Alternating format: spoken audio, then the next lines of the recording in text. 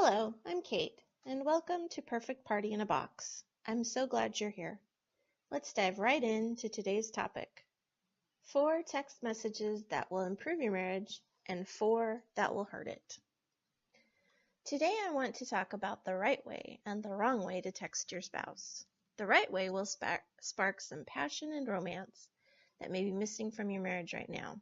Yes, you can light desire and attraction easily if you know what you're doing. But before we get to that, let's talk about the wrong way to text your spouse. These kinds of messages don't build romance, attraction, or passion. In some instances, these common text messages will make your spouse feel less attracted to you. And we definitely don't want that. Spark-killing text number 1, the demanding text. It's perfectly fine to ask your spouse to do something for you, since you are married and you are a team. But when you start demanding too much of them, you become less attractive to them. If you want to improve your relationship, give your spouse space and don't send a constant barrage of texts. It is attractive to be independent and not needy in a relationship. So instead of a constant stream of texts asking them to do things, try taking responsibility for getting stuff done. This is especially great for the small stuff. Spark-killing text number 2, the overly critical text. Messages that say things like, "You're always late," or "You don't show me enough affection," or "You're always watching TV," are overly critical texts, and they are just asking for disaster. You definitely would like to improve and support your spouse, but it is easy to show support in the wrong way. Encourage them to be better. Don't criticize or belittle them. Studies show that telling someone they are of little value causes them to actually start believing they are worthless. If you are guilty of sending this type of text and you would like to see your spouse improve in some area of their life, use the word I when talking about it instead of you.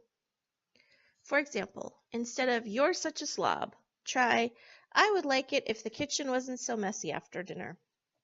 Small changes in communication style can make a huge difference in your marriage. Keep that in mind the next time you want to criticize your spouse.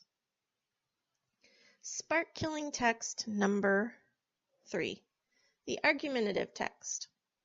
Are you constantly picking fights through text? It seems like arguing through text is a better idea than doing it in real life, but I definitely do not recommend it. Why? While texting allows you time to compose your thoughts and come up with a rebuttal, it can also be misinterpreted, which leads to an even bigger argument. Arguing by text means you miss the other person's body language, which helps keep arguments from getting out of hand. The next time you feel like bringing up a tricky issue by text, don't. Wait until the two of you are together, and it is an appropriate environment to have a serious discussion.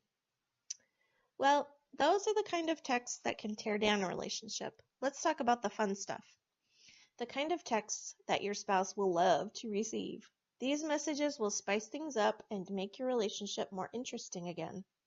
One warning, these messages aren't appropriate in all marriage situations. If your marriage is struggling or you are not currently speaking, don't send these kind of texts right now. But if these texts are used correctly, they will work wonders in your relationship. Spark lighting text number 1, the imagine text. Texting is a great way to get the person you're messaging to use their imagination. Just a few short sentences can make your spouse feel a myriad of emotions. The imagine text is a perfect example of this. Here is an example. "I can't wait to see you tonight. Can you imagine how amazing it will feel when I wrap my arms around you?" I know that sounds really cheesy, but it won't sound cheesy to your spouse. Trust me. Feel free to get creative and tailor this message to any situation. Just get them imagining something good. Spark lighting text number 2, the gratitude text. It's so easy to take your spouse for granted. If you've been married for any length of time, it is easy to forget why you married them in the first place. The gratitude text is designed to help you remember why and let them know you remember and that you appreciate having your spouse in your life and that you appreciate them in a way that no one else in the world can. Here's an example of a gratitude text. I may not say this as much as I should, but I need to tell you how much I appreciate you being there for me whenever I need you. It's one of the reasons why I married you. You can also tailor this kind of message to your life and situation. The best way to do this is think of something that you honestly do appreciate about your spouse and just take a deep breath and say it. You won't regret it. Sparklighting text number 3, the deep memory text.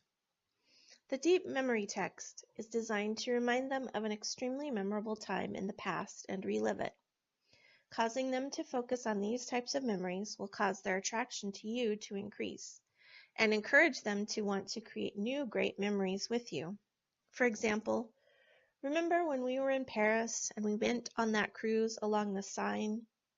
I just remember how amazing you looked in that blue dress. You definitely want to tailor this message to your own situation and memories of your relationship. It's one of my favorites because it's so fun to talk about fond memories and happy times together and to get a chance to relive them. The sparklighting text number 4, the private text. This is a really fun one. The point of this text is to have a private conversation with your spouse while you're together at an event. It's kind of like sending notes during class to your friends when you were in junior high. For example, you and your spouse are at a party and you are having separate conversations with different groups of people, and you might text your spouse and say, "That guy or girl is totally hitting on you, and I don't blame him or her one bit." Smiley face, winky face. Or, "I wish we were alone right now." Smiley face. Tiny text messages like these are fun and exciting and can make your relationship feel a lot more alive. Text messages like these are even more fun when your spouse doesn't look as if they are having a very good time at the event. It can cheer them up. These are just a few fun examples of types of text messages you can send to your spouse. Be creative and have fun coming up with new ideas of how to flirt with your spouse using technology. Thanks for stopping by today. If you enjoyed today's video and tips, please click the like button below. To make sure you never miss a video, click on the subscribe button. See you in the next video.